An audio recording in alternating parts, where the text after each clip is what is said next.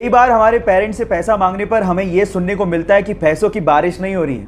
लेकिन इस ब्रह्मांड में दो ग्रह ऐसे हैं जहां पर पैसा तो छोड़ो, हीरो की बारिश होती है। और वो दोनों ग्रह हैं जुपिटर एंड सैटर्न, जहां के एनवायरनमेंट में बहुत ज्यादा कार्बन है और मौसम में चेंज की वजह से उस कार्बन पे जब भी बिजली गिरती है तो वो कार्बन हार्ड होकर ग्रेफाइट में कन्वर्ट हो जाता है और उसके बाद एटमॉस्फेरिक प्रेशर की वजह से वो तुरंत हीरे में कन्वर्ट होकर बरसने लगता है। काश हमें भी ऐसी बारिश देखने को मिले। क्या इसके पहले तक इफेक्ट आपको पता था? और अगर नहीं पता था तो चैट सेक्शन में लिखना मत भूलिएगा।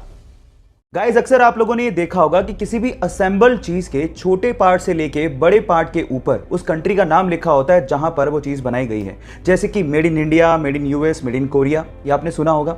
लेकिन अगर मैं आपसे सवाल पूछूं कि जो चीजें स्पेस में यूज की जाती हैं या स्पेस प्रोग्राम्स में यूज की जाती हैं उसमें क्या लिखा होता है? क्या उस पर भी किसी कंट्री का नाम लिखा होता है? अगर आप लोग ये सोचते हैं कि उस पर भी made in US, made in India लिखा होता है तो आप लोग गलत हैं। एक्चुअली जो चीजें स्पेस प्रोग्राम में यूज की जाती है उनके ऊपर लिखा होता है made on earth by human. Yes guys, made on earth by human. और ये चीज नासा और बड़ी बड़ी स्पेस एजेंसीज 2005 से इस्तेमाल भी कर रही हैं। ये इंटरेस्टिंग फैक्ट जान के आपको कैसा लगा चैट सेक्शन में लिखना मत भूलिएगा। गाइस, बचपन से हमने ये पढ़ा है कि अर्थ और उसके साथ साथ सोलर सिस्टम के बाकी प्लैनेट सन के चारों तरफ चक्कर लगाते हैं, है ना? लेकिन एक्चुअली ऐसा है नहीं। अभी रीसेंट स्टडी से पता लगा है कि अर्थ और बाकी प्लैनेट और उनके साथ साथ सन खुद भी सोलर सिस्टम के सेंटर ऑफ मास के चारों तरफ चक्कर लगा रहे हैं। अब मजे की बात यह है कि सोलर सिस्टम का जितना भी मास है उसका 99.87% मास अकेले सन का ही है और इसी वजह से सोलर सिस्टम का सेंटर ऑफ मास सन के पास ही लाई करता है और इसी वजह से हमें ऐसा लगता है कि प्लेनेट एक्चुअली सन के चारों तरफ चक्कर लगा रहे हैं, लेकिन एक्चुअली सेंटर ऑफ मास के चारों तरफ सन, अर्थ और बाकी प्लेनेट चक्कर लगा रहे हैं। है ना इंटरेस्टिंग फैक्ट? गाइस, अगर आपने हमारे सोलर सिस्टम के प्लैनेट्स को बड़े ध्यान से देखा है तो आपने जुपिटर के ऊपर ये लाल धब्बा जरूर देखा होगा। पर मेरा सवाल ये है कि आखिर ये लाल धब्बा है क्या?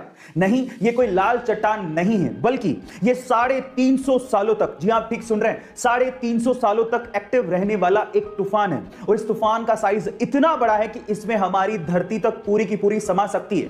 गाइस, ये ह्यूमंस की जानकारी के हिसाब से अब तक का सबसे लंबा एक्टिव रहने वाला तूफान है। अर्थ पर 1994 में हैरिकेन जोन्स नामक एक तूफान आया था जो कि मात्र 31 दिनों तक ही एक्टिव था, जबकि यह तूफान 350 सालों से जुपिटर के ऊपर एक्टिव है।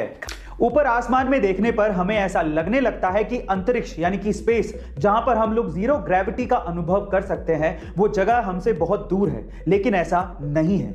मान लीजिए कि अगर आप अपनी कार से ऊपर की तरफ उड़ते हैं तो मात्र 1 घंटे के अंदर अंदर आप स्पेस यानी कि अंतरिक्ष में पहुंचकर जीरो ग्रेविटी का मजा ले सकते हैं, क्योंकि नासा के हिसाब से अर्थ से 81 किलोमीटर ऊपर स्पेस यानी कि अंतरिक्ष शुरू हो जाता है। लेकिन अब आप कहेंगे कि ऊपर कार से कैसे जाएंगे? तो देखिए, ऐसा है कि फ्लाइंग कार्स तो बनी चुकी हैं, हो सकता है इन फ्यूचर हमारी फ्लाइंग कार्स में ऐसा मॉडिफिकेशन हो जाए जिससे हम आसानी से अंतरिक्ष जाकर सैर भी कर सकें। बहुत से लोग, इनफैक्ट एलोन मस्क भी इंसानी बस्ती को मार्स पे बसाना चाहते हैं। पर सवाल यह है कि हमने मार्स को ही क्यों चुना? चलिए मैं आपको इसके रीजन बताता हूं। सबसे पहला रीजन यह है कि मार्स ना ही ज्यादा गर्म है और ना ही ज्यादा ठंडा है। दूसरा, मार्स की मिट्टी में नमी पाई गई है। तीसरा, वहां पर पर्याप्त मात्रा में सनलाइट आती है जिससे हम लोग सोलर पावर पैदा कर सकते हैं। चौथा, मार्स के चारों तरफ एटमॉस्फेयर है जो कि हमें सन से आने वाली हार्मफुल कॉस्मिक रेज से बचा सकता है।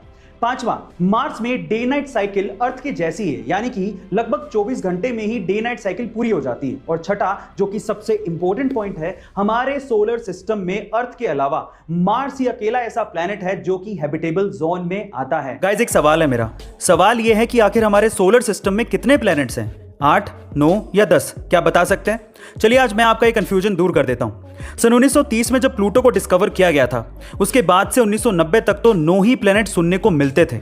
लेकिन उसके बाद सन 2006 में प्लूटो को ड्वार्फ प्लैनेट घोषित कर दिया गया और प्लैनेट की कैटेगरी से बाहर निकाल दिया गया और तब रह गए सिर्फ 8 ही प्लैनेट। लेकिन अब साइंटिस्ट ऐसा कह रहे हैं कि हमारे सोलर सिस्टम में नोवा प्लैनेट भी है जिसके प्रमाण सन 2016 में मिले थे।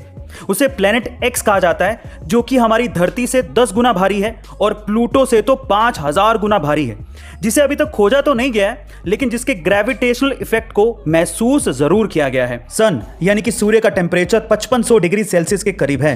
यह इतना गर्म है कि इसकी गर्मी 150 मिलियन किलोमीटर दूर अर्थ तक पहुंचती है और हमें इसकी गर्मी महसूस भी होती है। लेकिन मजे की बात यह है कि यह सन जिस स्पेस यानी कि अंतरिक्ष के सेंटर में मौजूद है वो स्पेस खुद ठंडा है।